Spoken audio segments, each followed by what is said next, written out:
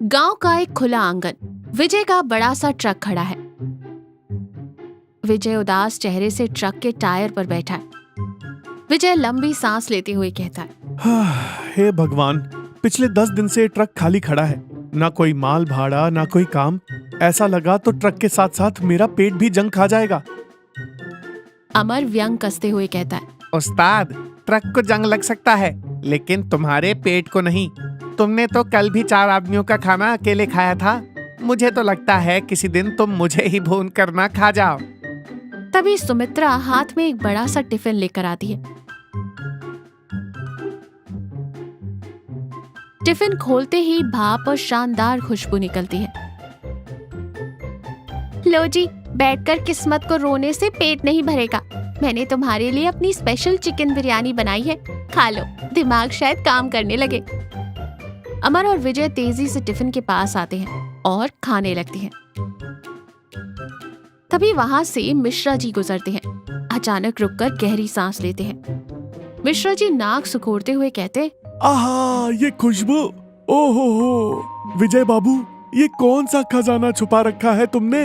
विजय मुंह में खाना भरते हुए कहता है, खजाना नहीं मिश्रा जी, सुमित्रा के हाथ की चिकन बिरयानी है, एकदम मसालेदार। जरा एक बाइट चखाना बेटा। मिश्रा जी एक निवाला खाते हैं और उनकी आंखें बड़ी हो जाती हैं।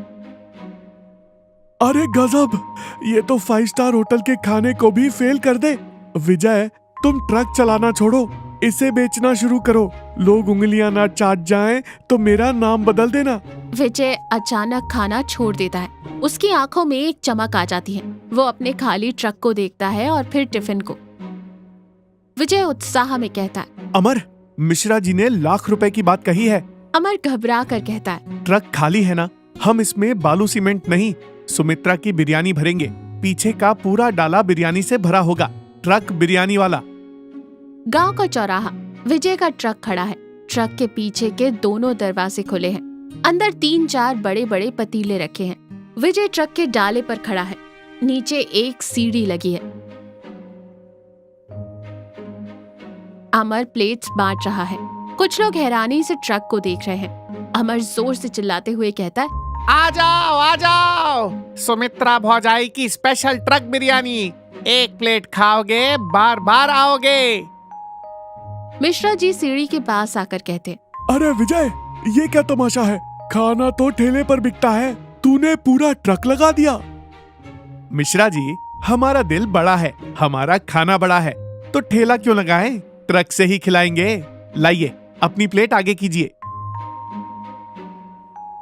मिश्रा जी को बिरयानी मिलती है। वो खाते ही मगन हो जाते हैं। वाह भाई, मजा आ गया। अमर, एक प्लेट और दे दे। अमर पैसे मांगते हुए कहता है, पहले पहली प्लेट के 40 रुपए तो निकालो मिश्रा जी, यहाँ उधारी का चक्का पंचर है। 2-3 और लोग आते हैं और खाते हैं। सबको बहुत पसंद आता है। ट्रक के पास एक अच्छी खासी भीड़ लग जाती है। विजय खुशी से अमर से फुसफुसाते हुए कहता है, देखा अमर, मैंने कहा था ना, आज तो 2 घंटे में ही आधे पतीले साफ हो गए। कल से दुगना माल लाएंगे। विजय का घर। अगले दिन की सुबह सुमित्रा बहुत सारे पतीलों में खाना पैक कर रही है। विजय, कल गांव वालों ने बहुत तारीफ की, लेकिन आज तुम इतना सारा खाना क्यों बनवा रहे हो? गांव में इतने लोग कहाँ से आएंगे जो ये सब खाएंगे? विजय थोड़ा घमंड से कहता है, ओ मेरी भोली सुमित्रा, आज हम ये ट्रक गांव में नहीं, हाईवे वाले बाईपास पर लगाएंगे। वहाँ से बड़े बड़े लोग गुजरते हैं। गांव में 40 रुपए की प्लेट बेची, हाईवे पर 100 रुपए की बेचूंगा, सीधा डबल मुनाफा। एक सुनसान हाईवे का बाईपास। ट्रक खड़ा है। विजय और अमर ट्रक के पीछे उदास बैठे हैं। सारा खाना वैसा का वैसा ही है, कोई ग्राहक नहीं। विजय निराश होकर कहता है, यार अमर, मुझे लगा था लोग ट्रक देखकर रुकेंगे। अब इस इतने सारे खाने का क्या होगा? सुमित्रा मुझे कच्चा चबा जाएगी। तभी अचानक हाईवे के दूसरी तरफ से एक बड़ी सी ट्रैवलर बस आती है और उनके ट्रक के पास ही रुकती है। बस का एक रेडिएटर धुआं छोड़ रहा है। बस से 4-5 लोग नीचे उतरते हैं। काफी परेशान हालत में हैं। उनमें से एक सेठ जी भी हैं। सेठ जी पसीना पोंछते हुए कहते, अरे यार, ये बस भी यहीं खराब होनी थी। आगे पहाड़ी पर रास्ता बंद है, जाम लगा है। हम बाराती हैं और कल रात से किसी ने कुछ नहीं खाया, भूख से पेट में चूहे कबड्डी खेल रहे हैं। विजय की आंखें चमक उठती हैं। वो अमर को कोहनी मारता है। विजय धीरे से कहता है, अमर, ग्राहक और वो भी भूखे बाराती। आज तो लॉटरी लग गई। 100 नहीं, अब तो 200 रुपए प्लेट बेचूंगा। मजबूरी में सब खरीदेंगे। विजय मुस्कुराता है और सेठ जी के पास जाता है। सेठ जी, चिंता मत कीजिए, आपका भाई विजय ट्रक बिरयानी वाला खड़ा है यहाँ। गर्मा गर्म बिरयानी है, बस 200 रुपए प्लेट। सेठ जी चौंक कर कहते, 200 रुपए? अरे भाई, ये तो बहुत महंगा है। हम कोई शौक से तो नहीं रुके हैं, मुसीबत में हैं, थोड़ा तो रहम करो। विजय कठोर बनते हुए कहता है, लेना है तो लो सेठ जी, वरना आगे 20 किलोमीटर तक कोई ढाबा नहीं है। सेठ जी निराश होकर अपनी जेब टटोलते हैं। तभी पीछे से सुमित्रा की आवाज आती है।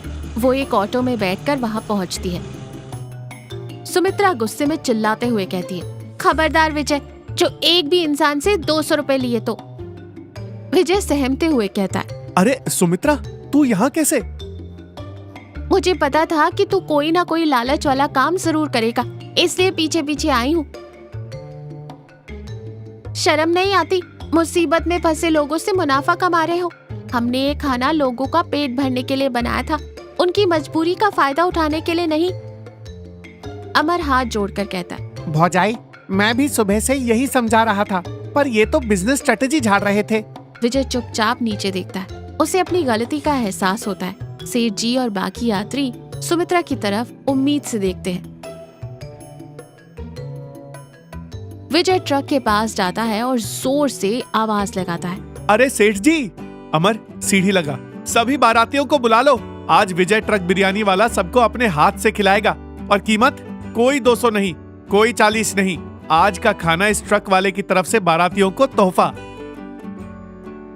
अमर मुस्कुराता है और फुर्ती से प्लेटें लगाने लगता है। सुमित्रा भी ट्रक के डाले पर चढ़ जाती है और सबको खाना परोसने लगती है। सभी यात्री बहुत मजे से खुशी खुशी खाना खा रहे हैं। एक बहुत ही सकारात्मक और खुशनुमा माहौल है।